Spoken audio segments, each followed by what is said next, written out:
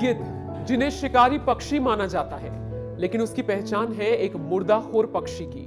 मटमैला रंग, गर्दन लंबी। जब भी कभी आसमान में गिद्धों का झुंड मंडराता हुआ दिखा तो लोगों को यह अंदाजा हो जाता था कि कहीं आसपास किसी मुर्दा जानवर या इंसान की लाश पड़ी हुई है। लेकिन अब आसमान में मंडराते हुए गिद्धों का झुंड नजर नहीं आता, क्योंकि गिद्ध अब विलुप्त होने की कगार पर है और इसका जिम्मेदार भी कहीं ना कहीं इंसान ही है। शहरों के विस्तार के नाम पर जंगलों की अंधाधुंध कटाई हो रही है। हरे भरे जंगलों को कंक्रीट के जंगल में बदला जा रहा है। विकास की रफ्तार में काफी कुछ पीछे छूट गया। कई जानवर और पक्षी विलुप्त हो गए तो कहीं विलुप्त होने की कगार पर हैं। मोटे तौर पर कहा जाए तो आप इसे ऐसे समझ सकते हैं कि डायनासोर कैसे विलुप्त हो गए। आज हम और आप डायनासोर के बारे में सिर्फ किताबों में ही पढ़ते हैं। तो आज हम आपके लिए एक ऐसे ही खतरे की घंटी के बारे में बताने आए हैं जिसको जानकर आप हिल जाएंगे। ये बातें हम आपको डराने के लिए नहीं बल्कि जागरूक करने के लिए बता रहे हैं, लेकिन इस सच्चाई से सामना करना जरूरी है। इसीलिए आपके लिए हम गिद्धों के विलुप्त होने की कहानी लेकर आए हैं कि आखिर गिद्ध क्यों गायब हो रही हैं और इसका कारण क्या है और इससे क्या नुकसान होने वाला है जिसका असर आपके जीवन पर भी पड़ेगा। गिद्धों पर रिसर्च करने वाले पर्यावरणविद की माने तो 80 के दशक में भारत में सफेद पूंछ वाले गिद्धों की संख्या करीब 80 मिलियन यानी कि लगभग 800 लाख थी, लेकिन आज की तारीख में इनकी संख्या 40,000 से भी कम हो चुकी है। तो आप समझ सकते हैं कि यह डेटा कितना खतरनाक है। ये तो आप जानते ही होंगे कि गिद्ध स्वच्छता के काम में प्रमुख भूमिका निभाते हैं। गिद्धों के विलुप्त होने से नतीजा ये हुआ कि चूहों की संख्या में अचानक बहुत बढ़ोतरी हो गई।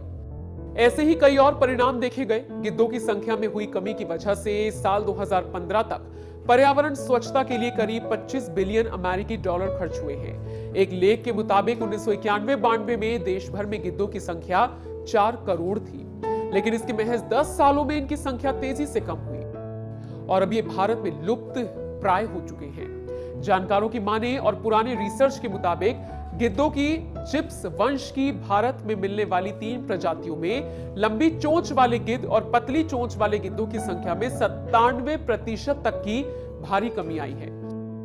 लेकिन सबसे बुरी हालत तो तीसरी प्रजाति सफेद पीठ वाले गिद्ध की है। यहां पर आपको बताते चले कि ये सारे आंकड़े पुराने हैं और पुराने डेटा के आधार पर ही हम आपको जानकारी दे रहे हैं। आगे बढ़ते हैं और बताते हैं कि गिद्धों की हालत क्या है। जी हां, बॉम्बे नेचुरल हिस्ट्री सोसाइटी के पूर्व निदेशक असद रहमानी की माने तो दुनिया के इतिहास में किसी पक्षी के इतनी तेजी से कम होते जाने का यह मामला है। सन 2000 तक भरतपुर में एक भी गिद्ध नहीं बचा था। यह खतरे की घंटी थी। जल्द ही देश के दूसरे हिस्सों से भी इसी तरह की खबरें आने लगी। जिप्स वंश के इन गिद्धों की तादाद लाखों से घटकर अब लगभग 20,000 के आसपास है। इसमें लंबी चोंच वाले गिद्ध 12,000, सफेद पीठ वाले गिद्ध 6,000 और सबसे कम लगभग 1,000 पतली चोंच वाले गिद्ध शामिल हैं। लेकिन सवाल यह है कि आखिर गिद्धों के खात्मे की वजह क्या है? तो जानकार बताते हैं कि पक्षियों की आबादी में आई गिरावट के कई कारण हो सकते हैं, जैसे कि शिकार, महामारी, प्राकृतिक आवास विनाश। लेकिन जिस तेजी, परिमाण और व्यापकता से दक्षिण एशिया में गिद्धों की संख्या कम हुई, अब हम थोड़ा बता दें कि गिद्ध होते क्या हैं। जी हां, गिद्ध मुर्दाखोर पक्षी होते हैं जो बड़े पशुओं जैसे कि गाय, भैंस या फिर कोई और जानवर के मरने पर उनको खाकर अपना गुजारा करते हैं और प्रकृति के साथ साथ धरती को साफ सुथरा रखते हैं। यहां पर एक कहानी और आपको बता दें, लेकिन ये आप शायद जानते होंगे। भारत का जन जन ये बात जानता है कि गिद्ध का वर्णन भारत के पौराणिक महाकाव्य रामायण में किया गया है, जहां रावण के चंगुल से सीता को बचाने के दौरान गिद्धों के राजा जटायु ने अपनी जान गंवा दी थी। गिद्ध अलग अलग प्रजातियों के होते हैं और औसतन भारत में इनके सबसे देसी प्रतिनिधियों का वजन 3.5 से 7.5 किलोग्राम के बीच होता है। लंबाई 75 से 93 सेंटीमीटर और पंखों का फैलाव 6.3 से लेकर 8.5 फीट होता है। गिद्ध 7,000 फीट की ऊंचाई पर उड़ सकते हैं और एक बार में 100 किलोमीटर से भी ज्यादा की दूरी आसानी से कवर कर सकते हैं। गिद्ध प्राकृतिक सफाई कर्मी है। ये मृत और सड़ रहे पशुओं के शवों का भोजन करते हैं। इससे मिट्टी में खनिजों की वापसी बढ़ती है। इसके अलावा संक्रामक बीमारियों को फैलने से रोकते हैं। अगर गिद्ध नहीं रहे तो चूहों की संख्या बढ़ जाएगी।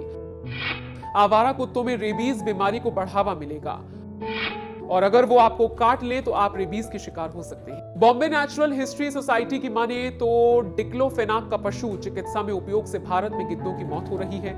डॉक्टरों की माने तो डिक्लोफेनाक एक गैर स्टेरॉयडल सूजन रोधी दवा है। गिद्धों पर नजर रखने वाले पर्यावरणविदों की माने तो ये दवा पशुओं पर भी समान रूप से असर दिखाती है और जब किसान अपने बीमार पशुओं को इसे देता है तो उनके जोड़ों का दर्द कम और बुखार कम हो जाता है। लेकिन पशु जब मरता है तो उस दवा का असर पशु के शरीर में रहता है और जब वही मांस गिद्ध खाते हैं तो उनके मौत का कारण बन जाता है। इसके साथ साथ भारत में गिद्धों के लिए कीटनाशक प्रदूषण भी एक खतरा है। क्लोरीन युक्त हाइड्रोकार्बन का प्रयोग कीटनाशक के तौर पर किया जाता है। ये गिद्धों के शरीर में खाद्य श्रृंखला के माध्यम से प्रवेश करता है, जहां ये एस्ट्रोजन हार्मोन की गतिविधि को प्रभावित करता है। परिणाम स्वरूप अंडकोश कमजोर हो जाता है। इससे अंडों की असामयिक सोने की प्रक्रिया होती है, जिससे भ्रूण की मौत हो जाती है।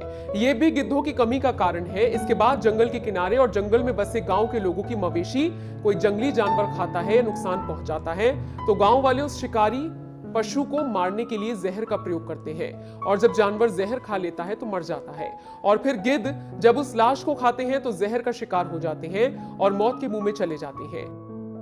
जानकारों की माने तो गिद्धों का खत्म होना गंभीर है और इन विलुप्त प्राय होते पक्षियों को बचाने के लिए तत्काल कार्रवाई की जाने की आवश्यकता है। नहीं तो वो दिन दूर नहीं जब आप गिद्धों को किताबों में पढ़ेंगे और फिर भयंकर आपदा, भयंकर बीमारी का शिकार होकर अस्पताल में इलाज करा रहे होंगे। तो जरूरत है कि हम सभी इस प्रकृति प्रेमी का संरक्षण करें और अपनी धरती को बचाएं, नहीं तो क्या होगा आप समझ सकते हैं।